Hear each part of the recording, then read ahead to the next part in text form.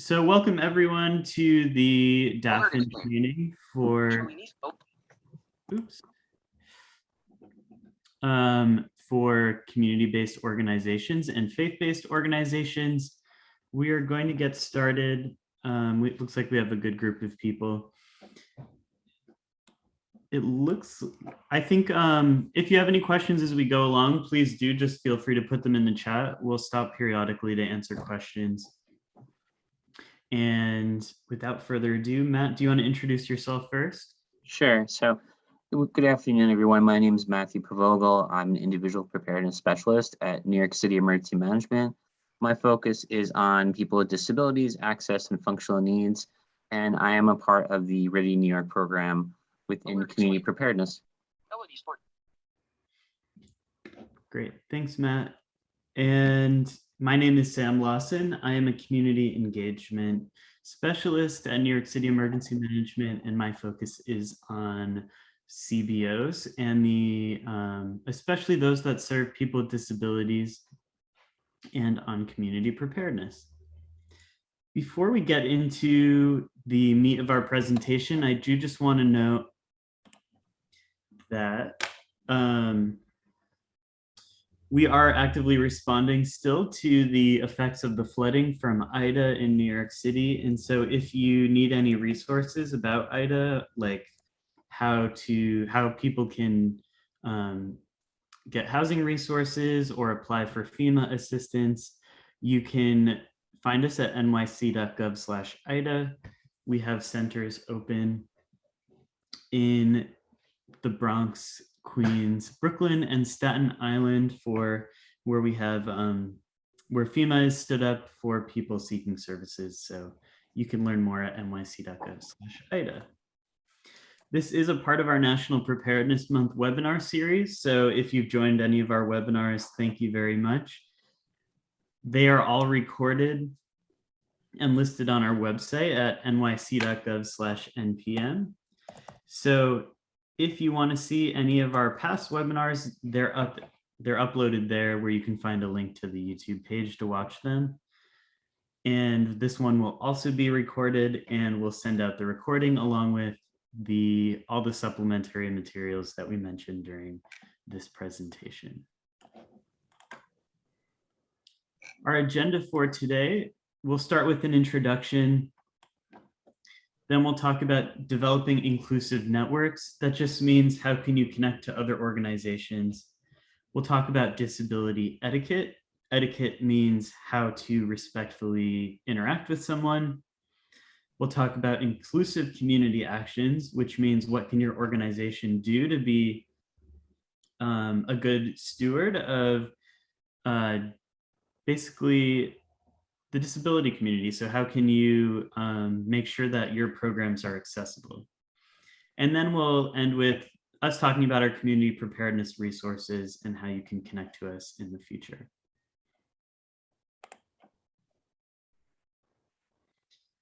Our objectives for this training specifically are to highlight the importance of DAFN organizations, and considerations in planning and response. I want to highlight at the top of this presentation that we use the phrase DAFN, which just means disabilities, access, and functional needs.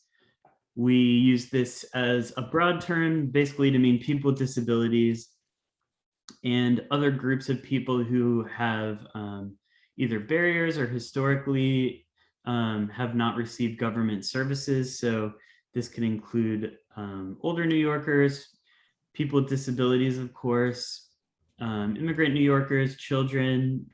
So anyone who might experience emergencies at a more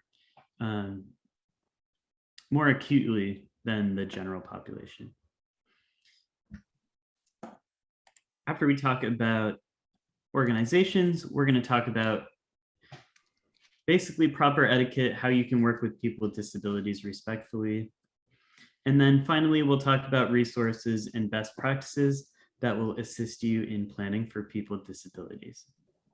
So overall, our objective for this training is to give you the tools to feel confident, to interact with the disability community, and to provide emergency resources to the disability community.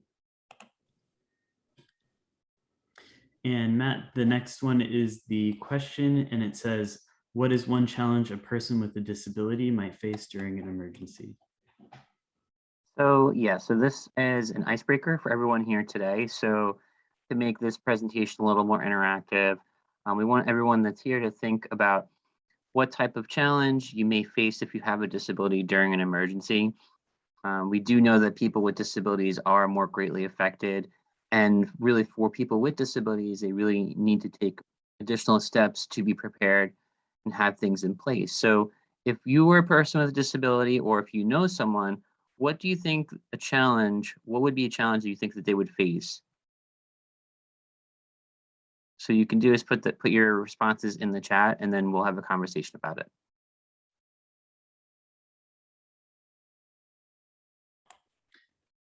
Elba, yes, we can send out a copy of the PowerPoint. And the first answer we have is difficulty evacuating a high rise, not being able to comprehend what you're reading, difficulty hearing warnings, not compressing. And Mohammed, feel free to let us know what you mean by compressing. Maybe a language barrier.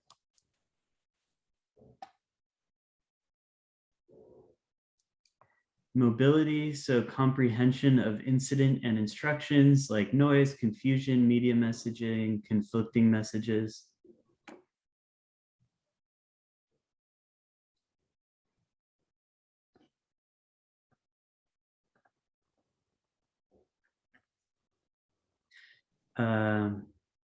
Having to evacuate a high-rise when you're wheelchair bound, unable to access support services.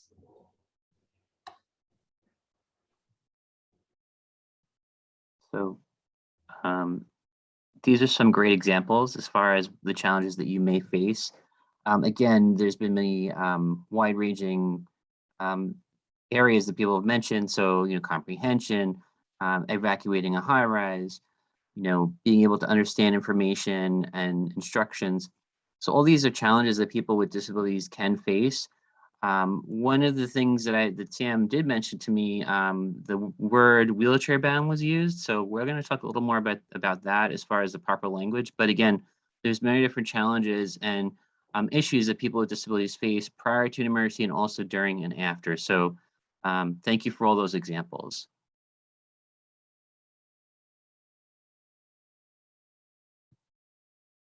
So you can go to the next slide, Sam.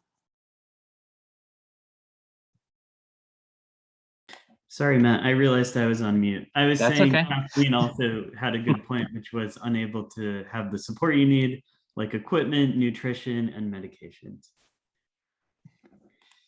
And the next slide is the disability definition. So as for this presentation, obviously we're talking about people with disabilities, and really so you get a better understanding of what a disability is. This slide has the definition of what a disability is. The Americans with Disabilities Act is where this definition comes from, and also New York City law defines a disability as a physical, medical, or psychological impairment, or having a history of impairment. Now this is the definition. It's using the word impairment. For our office, we usually don't use that term, but that's what the term is. That's the actual definition coming from the Americans with Disabilities Act.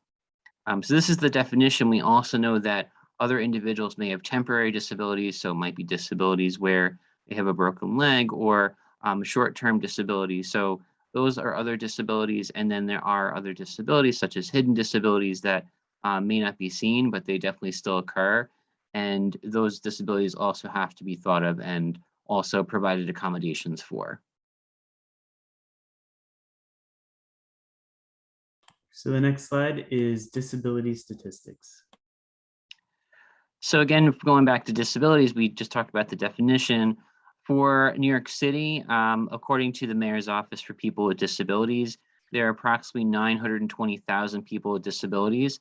It's about 11% of the city have people with disabilities.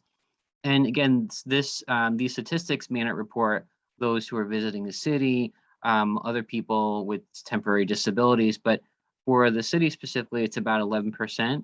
And the statistics for the American Community Survey actually lists disabilities by borough. And the disabilities that are included would be vision, hearing, mobility, and developmental disabilities. But from this slide, what you can see is Brooklyn has the largest statistically people with disabilities, followed by Queens. The Bronx is up there, going on the lower end, Manhattan, and then Staten Island is the lowest as far as the amount of people with disabilities. But these numbers show that, again, disabilities are not just in one borough, they're all throughout the city, and they do represent different classes. And the disabilities that are mentioned here, the categories, there may be other disabilities that we're not mentioning, but they are also included in these numbers.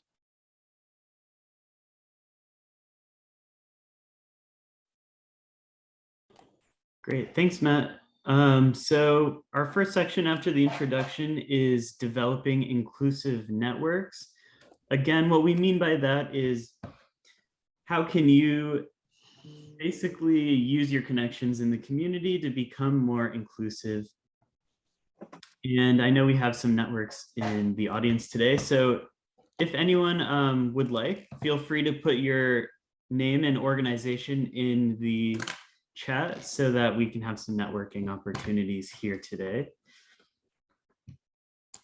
But basically what a network is, what we're talking about here is a group or a coalition that consists of nonprofit, community, and faith-based organizations that are organized around an issue.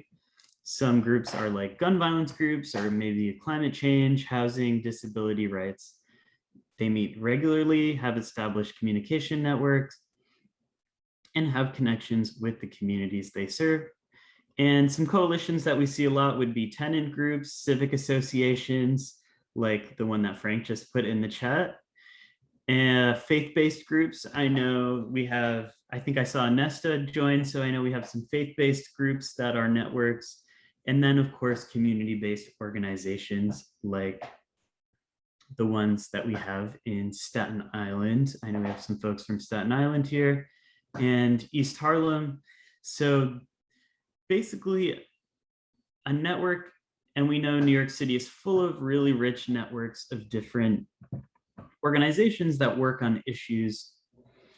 But like Matt mentioned, knowing that 11% of the people in New York City have a disability, and that is probably an undercount, your network will definitely come across people with disabilities during your work. And that's why it's important to be able to have the tools to provide services to them. Something else is that people in your network can help you to provide services to people with disabilities, and connecting to other organizations can give you a chance to reach out to the disability community. Now in the chat, this is another question. So why is it important to include organizations that serve people with disabilities in your network?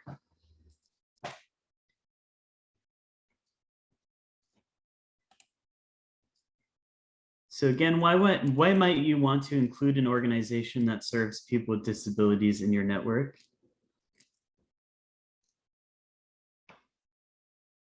It builds community resilience.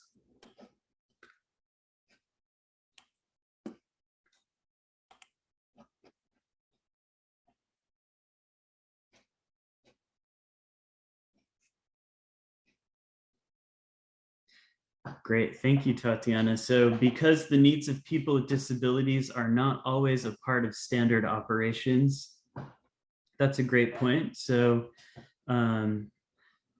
it's really good to have someone in the room who can say, wait, you forgot about the needs of people with disabilities, and make sure that that's always something that you're thinking about. And then so resources are not doubled, to provide appropriate services for everyone.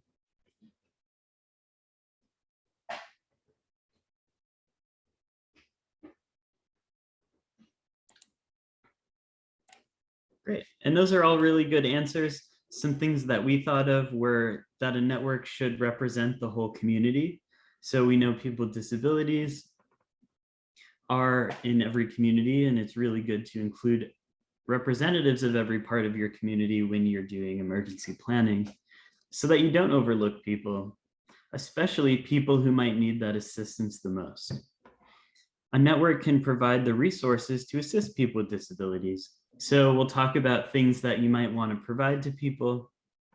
But if you have organizations that work with people with disabilities, they could potentially help you to provide assistance.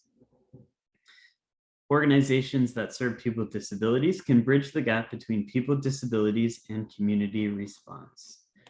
So again, I think that gets to what Carol and Elva just said in the chat, which are both really good points, which is that we know the needs, where they are, and people trust us. And they are able to give you pointers on how to handle folks with disabilities. So again, organizations that serve people with disabilities can help you to provide services to them, to reach out to them, and to include them in a meaningful way that builds trust. I think trust is a really good word here. Alert exclaim. Audio now unmuted. So the next section is disability etiquette, and that is back to you, Matt. Okay. So as Sam mentioned, this is section is about disability etiquette. And like Sam mentioned, having a network, you want to include people with disabilities. You don't want to exclude them. So really for people with disabilities in the community, they do want to be included in all aspects of society. So it's really important to have them in a network, have them be tied to services, and not excluding them. You want them to be a part of society in all facets. Myself, I have a vision disability, and that's something that for myself and for other people with disabilities, they do want to be included. They want to know that their services are going to be provided, and also for those who have disabilities, once you are working with them, it's really vital to just ask. So people with disabilities, they may do things a certain way. Some people with disabilities may need more assistance than others. So it's really important as far as a community-based organization or faith-based organization to really ask your members, whoever you're serving, what do you need assistance with? We do other trainings for shelters, and this is the main thing that we always say, to just ask, because that's going to be the most important thing. You're going to allow people to have self-determination, be able to let them know what they need, but really it's up to you. You have to ask them. You can't assume that this person who's blind, they need to be guided, they need to be shown certain things. They may not need that. Same for other people with mobility or developmental disabilities or whatever the disability is. They might be able to do things on their own. It's really important to respect that. So the next slide is acceptable terms. So when working with the disability community, as far as a community-based organization or faith-based organization, your organization, when you come in contact with someone who has a disability, which is most likely going to happen because the numbers have been going up for people with disabilities, even older adults, that generation, there's going to be more disabilities and more concerns. So it's really important to know the proper language when assisting them. And the terms that you really want to stay away from, which was actually used when we had the chat in the beginning, wheelchair bound. You do not want to use that term because it's almost saying the person is bound to a wheelchair, which is not the case. They use a wheelchair, they're not bound to it. Also, the term handicapped, you don't use that term. That's not acceptable. Also, the words crippled, challenged, special needs, which our office did use originally when I started working in the office. A lot of the things said special needs, and we don't use that term anymore. Now it's disabilities, access, and functional needs because certain terms and phrases are not acceptable. Even for myself, when I started working before emergency management, I worked for the mayor's office for disabilities, and we used the term handicapped. That stopped after a little bit because we realized it's not acceptable. So if you do come in contact with certain services, you really want to use the terms accessible. You also want to use disability. And also it's important to use the person first motto. So person first, person with a vision disability, person with a mobility disability, because it's really the person first. You're focusing on the person. And yes, they do have a disability, but that's not the total person. It's a person as a whole. So it's person with a certain specific disability. Matt, we got a great question in the chat that I think is relevant, which is Sure. what is the current thinking on the word vulnerable? Our office uses it. I personally don't like it. But again, there's other things it could use. At risk, you could use other terms. I just don't like vulnerable. I'm gonna be honest here, because it just, to me, it sounds again like the person, maybe can't do certain things, which they can. Again, it's, each person, it's the person, and then obviously they can, they're able to do certain things. And if they need extra assistance, they can get that from other organizations or from family members and friends to assist them. But vulnerable, I'm not a huge fan of that term, actually. Thanks, Matt. And we got another question. Actually, we got two, Okay. which I think are related. So the one is, what about communities that prefer identity first language over person first language? And then Carol mentioned, I use a wheelchair and I use the term wheelchair bound personally. So identity first, again, we use person first. I mean, if it's a certain organization, if that's what they feel more comfortable with, I mean, I guess it's okay to use. We technically use person first because we feel as an agency that's more appropriate, especially when we're assisting people in the community. If a person wants to be identified, and maybe some organizations do that, I guess I think it's okay. I mean, that's really up to the person, again, what you feel comfortable with. And from my perspective, working with disabilities for some time, people really want to be seen as the person and then the disability. But again, if they're more comfortable with that, again, that's up to the individual. As far as what Carol said, wheelchair bound, well, there is, I mean, it depends. With certain people, certain language is okay. Again, our office, we don't use that term. And this is from working at the Mayor's Office for Disabilities and even emergency management.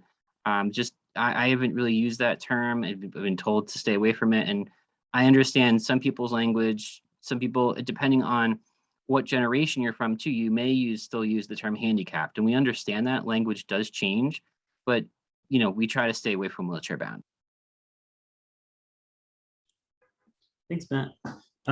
So the next slide is people with developmental disabilities. So as a network, since if you will be coming into contact with someone who has a developmental disability, there are really tips that you should use when coming in contact with them. So for people with developmental disabilities, it's extremely important to, when you're going to be providing services, to speak to the person, not the caregiver. Again, the person is the most important individual. Again, they have a caregiver that might be assisting, but really it's appropriate to speak to the person, not the caregiver.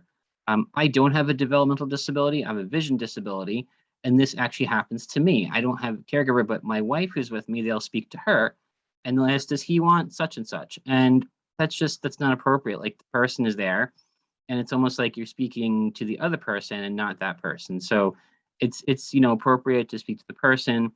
If they have difficulty understanding things, it's okay to speak a little bit slower and also to repeat yourself. And also, it's as far as using sentences when speaking, short sentences, short and sweet sentences, that is definitely helpful. Also, for developmental disabilities, it's appropriate to you do not want to interrupt what they're telling you. And also, speaking down to the individual, those are things you do not want to do when speaking to someone who has a developmental disability. And the next slide is people with hearing disabilities. So for a person with hearing disabilities, be deaf or hearing loss, you want to be able to interact with the person, again, speaking to the person, not their interpreter.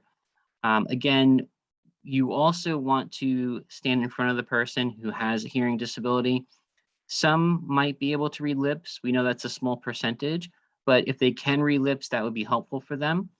And also, if you're speaking to somebody who has a hearing disability, you can tap them on the shoulders to get their attention. Those are things you can do. And we also know for people with hearing disabilities, they may communicate through various means. So it might be obviously hearing aids, or it could be a communication board, trying to use that, or maybe even pen and paper. But really, you want to see trying to speak to the person, not the interpreter, and then also speaking in front of them. And also try to have good lighting so the person can see you. So these are some tips to use for hearing disabilities. Thanks, Matt. And on the screen is a picture of a communication board. Could you explain what that is? Sure. So a communication board is essentially, it's a board that has pictures on it where someone can point to them. So for someone who has a hearing disability, or for someone who has a developmental disability and they have difficulty communicating, it's a mean of pointing to certain objects that can help with communication. So either that for communication, but also for pen and paper. Those are kind of the two means of communication if other options are not available, if there are no communication devices available, if that's not a possibility. Our office uses video remote interpretation. That's on the higher end for communication. But we can also use interpreters, but again, it's up to what type of communication is available, how quickly you can get it, and also the cost. So again, it depends on what you can provide as quickly as possible. Thanks, Matt. So our next slide is people with mobility disabilities. So people with mobility disabilities, this can vary for someone using a wheelchair, using a walker, using canes, or a crutch. So mobility disabilities, again, it can vary in what the person's mobility disability is. But really what you should be doing is, if you're interacting with someone that's in a wheelchair, it's appropriate to be on eye level with them so you can maintain eye contact and have a conversation with them. Also, the mobility devices that people use, those are part of the person. So it's extremely important not to either lean on their equipment or touch their equipment, because that equipment is there to assist them on a daily basis. For services, also, if you have an accessible bathroom or other locations, it's also helpful to have certain things on hand level so people can grab them if they are in a wheelchair. So if it's a bathroom, maybe having a soap dispenser that's a little bit lower, or paper towels, but having things where they can grab them as quickly as possible. For the city, our shelters have, we keep aisles clear so people can get through. And we have other, accessible entrances and bathrooms and other places for mobility disabilities. And in addition, we also give priority to charge certain medical equipment for mobility disabilities. That's including communication devices, but also electric wheelchairs and scooters.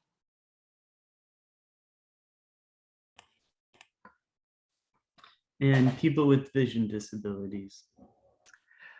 So if you're interacting with someone who has a vision disability, which I have one myself, there's two categories. There's people who are blind and people who are low vision.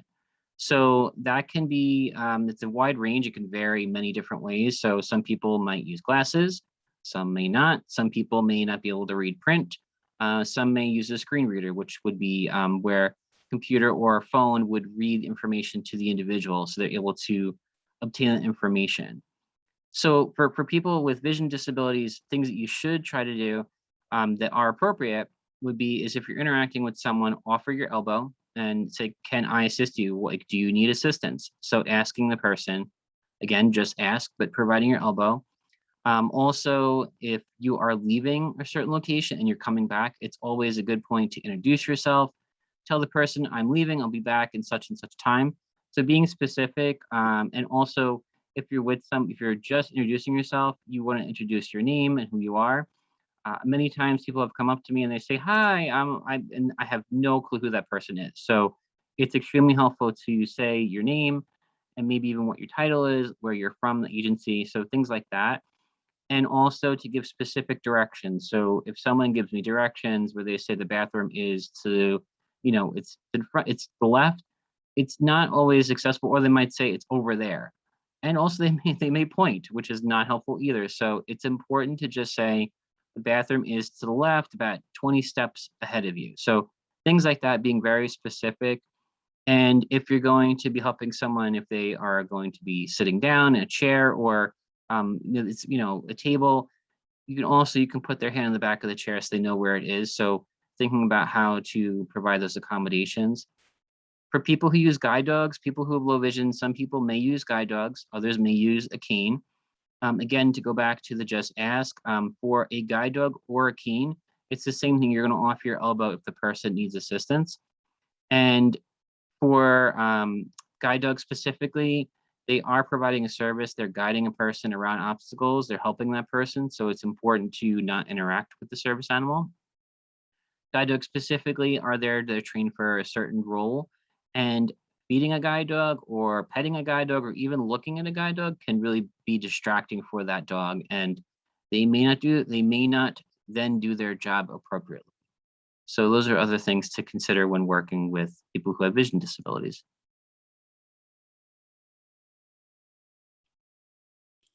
Thanks, Matt. And we're on to the next section, which is inclusive community actions. So you just heard Matt talking about how you could respectfully interact with a person with a disability.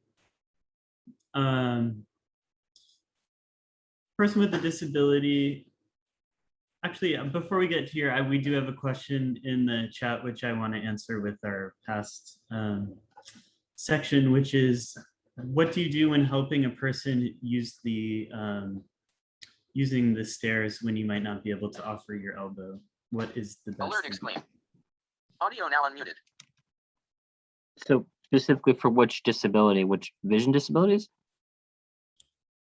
I think that's my assumption. Frank, if you could clarify. Yes, vision. So if you can't offer your elbow, you could, again, give them specific directions. If they're going down a flight of steps, it might be the railings to the right, maybe 10 feet ahead of you. But if you can't offer your elbow, and again, it's giving specific directions. Like with this, if someone is going to be going down a flight of steps, if they can't see, if they don't have depth perception, they may fall down the steps if you don't give them show them where the railing is. So it's giving really specific directions, because if you're not specific in this instance, someone could really get hurt. So again, probably saying where the railing is, it's on the right, it's on the left. You could just say to someone who has even a guide dog that the steps are coming up in about a certain amount of steps, because with guide dogs, they'll stop at the steps. They're trained to stop, and then the person has to tell them, okay, go forward. But for guide dogs, they're going to stop at the steps. If someone using a cane, it's good to give them a direction, but also if someone has good cane skills, the cane is going to drop down, like basically it's going down steps. So they'll know that it is a step, but again, giving that specific directions is helpful. Thanks, Matt. So again, on to the inclusive community actions. So Matt just talked all about how you can respectfully interact with someone with a disability so that you can build trust when you meet them. In this next one, we'll talk about what you can do as an organization to make your programs and space accessible to the range of disabilities that we just heard about. So when we asked what is a barrier at the beginning that people with a disability might face during an emergency, most of what we heard was things about communication. So making sure that your communication is accessible is one of the most, I don't want to say difficult, but it is one of the biggest barriers that people with disabilities might face. And it's something that you can definitely do as an organization, both during an emergency and just in your day-to-day life. So the bottom line with accessible information is that the more formats you can deliver a message in, the better off you will be. So this means if let's say you are doing canvassing, so that means going door to door, maybe after an emergency, it's important that you have whatever information you are giving in multiple formats so that you basically are able to interact effectively with a person with a disability. One thing we also see a lot, I know our CERT members are very familiar with this, is giving out flyers. So paper flyers, especially for nonprofits and churches and other faith-based groups, is a huge way that we get information out. But of course, if a person has a disability where they're unable to read, or this goes also for our robust immigrant communities, it's important to have flyers in a different format, and to get information out in more ways than one so that people can basically be able to get that information they need. Audio now unmuted. Matt talked about communication boards. So again, that's something that your organization might be interested in printing. You can find them online for free. They are, again, basically pictures that you can point to interact with someone who can't hear you. So communication boards are something your organization could use. Volunteer readers. So that would be if you have printed materials, having someone read it out loud could be a cheap way to make printed documents accessible. That also goes for translation, of course. Materials in accessible formats. So one thing that we often do is create a digital version of everything that we have. So for example, this PowerPoint, one thing that a person with a disability might do is request the materials up front before the presentation in an accessible format so that they could read them ahead of time. People might do that so that they can comprehend the material better. Or if a person uses, let's say, a screen reader, so something that reads it out loud, or a magnifying app or a device, they might ask for it in a digital copy for that reason. So that's another format.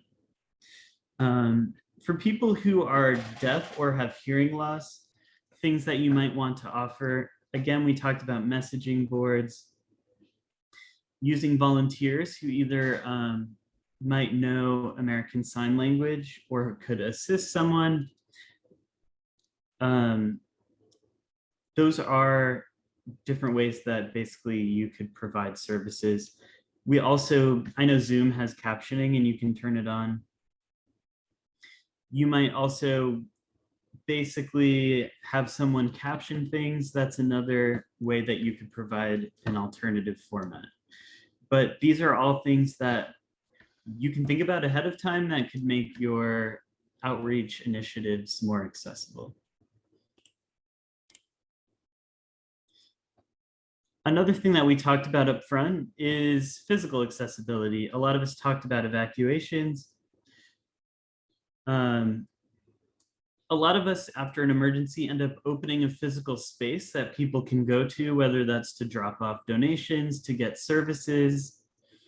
Something emergency management does, a best practice, is to make sure that any space you use is accessible. So a lot of us use spaces that are familiar to the community, which is a best practice, but it's important to use a space that is physically accessible so that the whole community is able to basically get in the front door and access your services. After this presentation, we're going to provide the physical accessibility list that our agency uses for you to use if you would like, which runs through things that you should think about if you are going to open a physical space or offer your space to the public.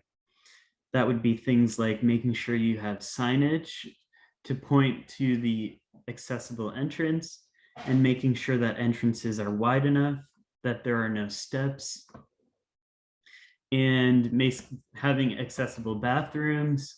Another thing for people with vision disabilities is making sure that there's nothing sticking out that they wouldn't be able to detect with a cane. So there's a list of things that you should check for your physical space, but identifying a space ahead of time will save you a lot of grief and trouble later on if you know which spaces are accessible, so that you can basically let people know that your space is accessible and that if someone with a wheelchair comes, that they will be able to receive services. The next thing as an organization that you can do is to make sure that you know about service animals. So here we have Alert pictures explained. of two Audio now unmuted. service animals. One happens to be Jack, which is Matt's service dog, who we all know and love.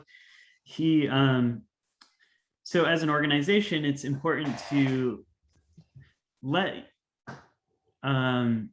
basically let your staff and volunteers know that if someone has a service animal, they are entitled to bring that service animal into basically anywhere they go.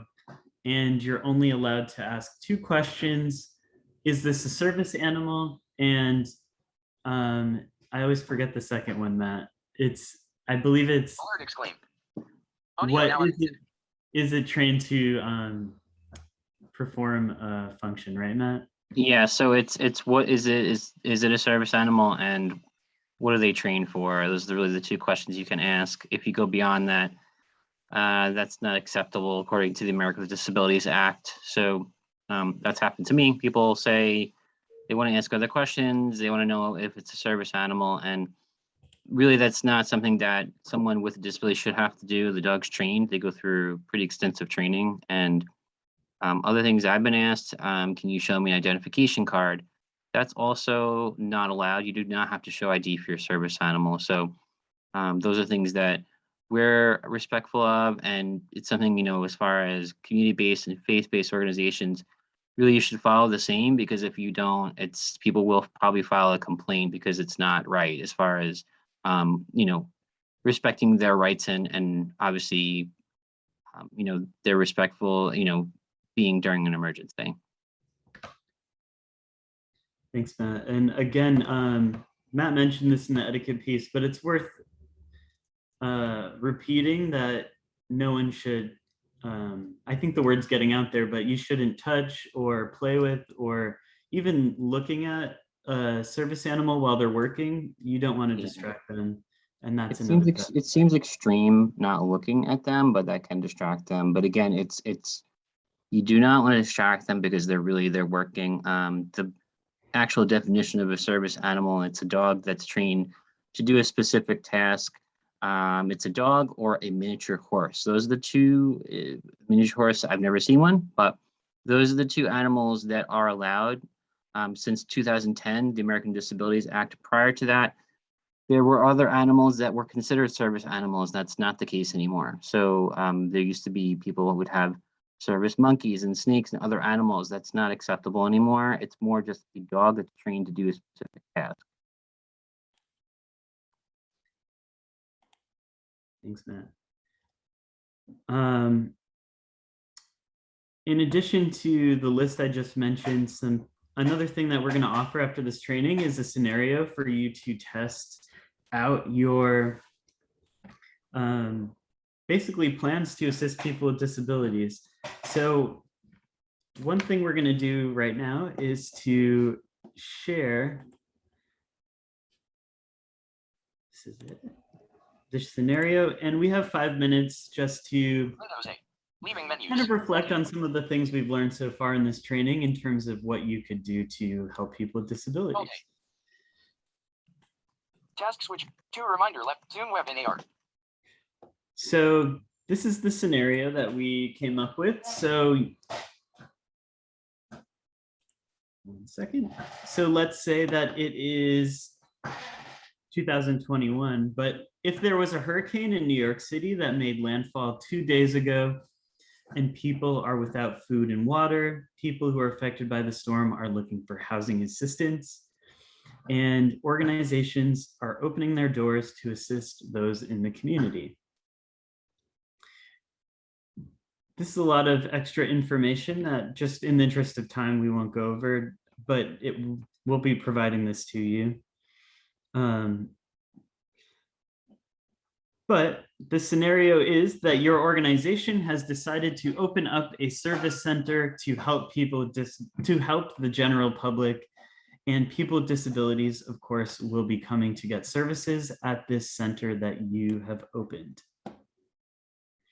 And so we have scenarios which are individuals with disabilities who are coming to your center. So we're going to present each one, and then in the chat, you can just let let us know how you would interact with this or how you could assist this person. So the first one is Ronnie Vasquez is an individual with a vision disability. He reaches out to his neighbor who guides him to your center. How would you make sure that the community center is accessible to Ronnie? How will you provide information such as application forms for services, directions, etc. to him?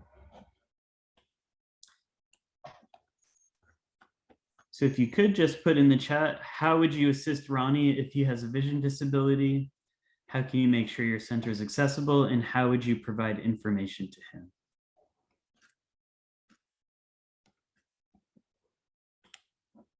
So Elba had a good idea, which is to try to get information in audio. Again, we talked about digital formats. Audio format is another way to do that.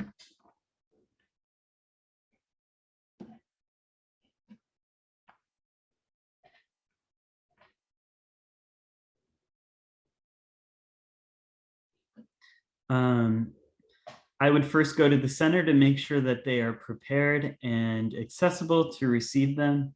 That's a great one, which is to make sure in advance. Again, as Frank put in the chat, as I said the word advance. So in advance, walk all the spaces, making sure that railings lead to the right places. There are no obstructions at head level. Check all the bathrooms for accessibility. Ramps for someone to walk up with limited stairs. We got an interesting one, which I don't think we addressed, but Matt, maybe you could take this, which is information in Braille. Alert exclaim. Audio now unmuted. So Braille, usually Braille would have to be done in advance. We have Braille for our shelters for coastal storm, but it's really for the orientation of the shelters.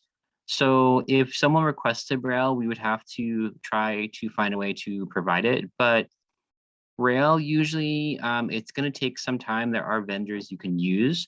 But usually it can take, I mean, to get Braille actually printed can take like at least 2 to 3 weeks sometimes. It's a language that's still used for blind and low vision, but it's becoming, I would say, not obsolete, but fewer and fewer people are using it because of things being provided in audio format.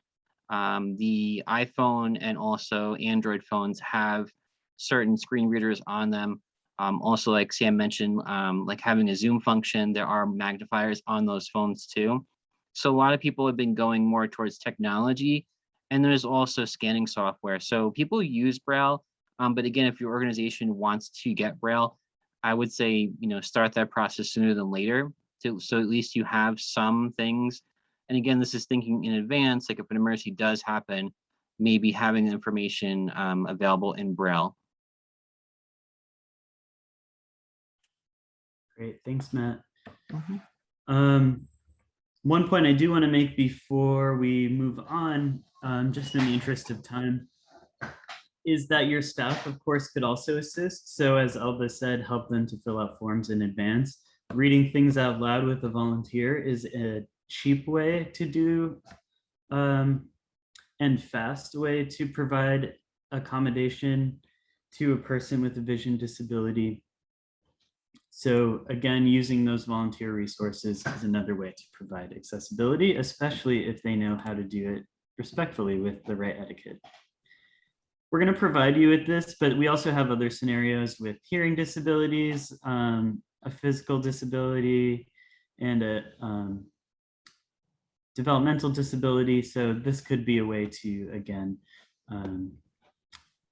help to practice your plan.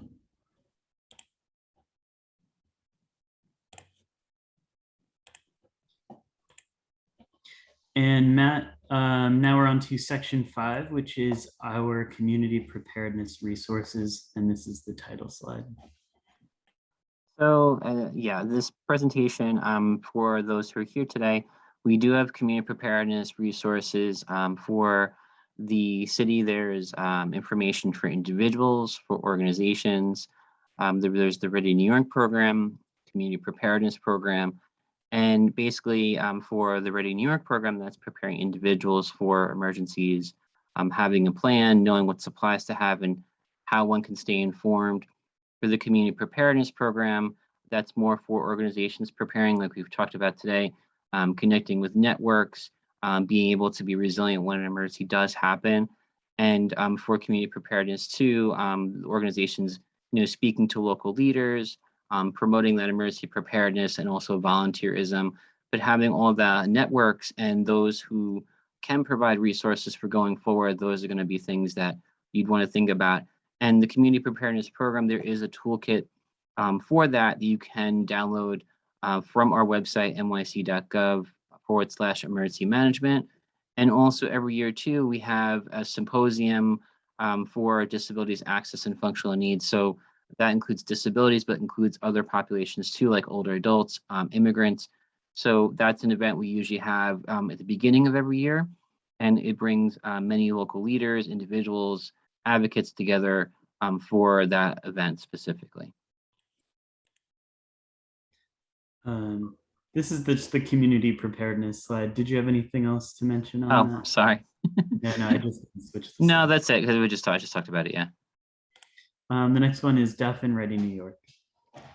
So as I mentioned, Ready New York is our main educational campaign to prepare individuals for emergencies.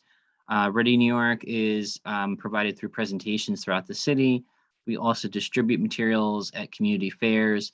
So this might be our office, but also could be CERT volunteers that provide information throughout the community. But really, Ready New York is the main campaign that we educate people how to prepare for emergencies. We know people with disabilities, access and functional needs have to take additional steps to be prepared. So when we provide presentations, we speak about the different areas that people with disabilities might be more affected by. So that talks about the shelters, coastal storm shelters that are accessible, the accommodations that we provide, also talks about the homebound evacuation operation, which is a transportation program the city provides for people with disabilities. We also talk about the different types of disability groups related to what the disability is, like how to prepare. And for people with disabilities too, we have the information on our website, nyc.gov/readyny. There are specific talking points for people with disabilities, access and functional needs. So we have that on the website. And again, in addition, we do presentations throughout the city related to specific organizations, but we might do presentations where it's an organization that assists multiple disabilities. So that's, throughout the community, we provide those presentations, and it's really to include all New Yorkers, educating all New Yorkers throughout the city. DAFN Ready New York videos. So we have, in addition to the guides that are in 13 different languages and also in audio format, we have Ready New York videos on our website, which is nyc.gov/readyny. These videos for people with disabilities, it's really to provide what preparing and also not preparing looks like, specifically what the individual did to prepare, maybe what they didn't have in place. So it's really going through those different talking points. That includes, developing a support network, why you would have that, having specific supplies pertaining to your disability, also staying informed for any emergency. So all the information is there. The disability access and functional videos that we have two newer videos. One that is based around power outages, life-sustaining equipment, and dialysis. And then we have another video which is based on fires, and also it shows someone who has a service animal. So again, what they did, what they may have had issues with, that is all in those videos. And they are provided in American Sign Language, and there is also audio description throughout those videos. Get informed. So like I mentioned a couple times, staying informed, specifically the office has multiple programs. So there's Know Your Zone. That's for knowing what hurricane evacuation zone you live in. That website is nyc.gov/Know Your Zone. So you can find out the closest evacuation center, but also what hurricane evacuation zone you live in. There are 6 zones. So if you type in your address or call 311, you can find out by telling them your address. They can tell you what zone you live in. So that program is, obviously heightened during coastal storm, but it can be found on our website. It's important to know what zone you're in case if we do have to evacuate, especially if you have a disability. In addition, there's also Notify NYC. That's our free alert program that we actually people can sign up for. It's free, and you can sign up sign up for up to 5 zip codes. And that's more small emergencies like the transit, maybe a bus or a train is not running, to a larger emergency that there's a heat wave, a coastal storm, or a snowstorm, winter weather emergency. So those types of emergencies, there would be emergency preparedness tips provided. And the information can be found in multilingual, so up to 13 different languages. And also we provide the messages in American Sign Language, and also they are accessible to people who use VoiceOver and screen readers. So that information is provided to the public. For organizations, there is the Advanced Warning System program, and that can be accessed by Googling Advanced Warning System for New York City. And really that's for organizations that work with clients who have disabilities, access, and functional needs. It's really receiving that information and also relaying it to the populations that they serve. There's also the Community Preparedness newsletter, and that's another mean that we provide information to the community. Thanks, Matt. Just before we finish, we're going to send everyone here a list of the etiquette tips. We are going to send a list of disability organizations. We will send you the websites we mentioned, our Ready New York videos, the physical accessibility checklist, and we will also send info on how to create an accessible document. And then those are our emails, but we do have a few questions. One is, can we download this presentation? I don't think you can download it from Zoom, but we will be sending out a YouTube link and you'll be able to download it from YouTube. Another question we had is, Matt, do you happen to know where you can find a training on the difference between a service animal and an emotional support animal? That's a good question. Probably the best way to Google. I mean, specifically, I know the differences to a degree, but again, if you want to know, I would say probably the Department of Justice. They have the regulations. The ADA, I mean, they really deal with accommodations, or you could reach out to the New York City Commission on Human Rights. They might have the definitions or different regulations. So I would probably suggest the Commission on Human Rights, Department of Justice. Those probably be the two places to find out the differences. But again, service dogs, they're allowed, they're trained. Emotional support, in some places, depending, but it's very few. You can bring an emotional support animal, but the rules are different as far as where a person can access certain services. For New York City, our shelters accept pets, but also we do accept therapy animals and service animals. So, but again, not all places do that. Thanks, Matt. It is 2 o'clock, so I want to respect everyone's time. But again, those are our emails. So if you have any questions, please reach out to us. But thank you so much for joining and learning about how you can serve our fellow New Yorkers with disabilities.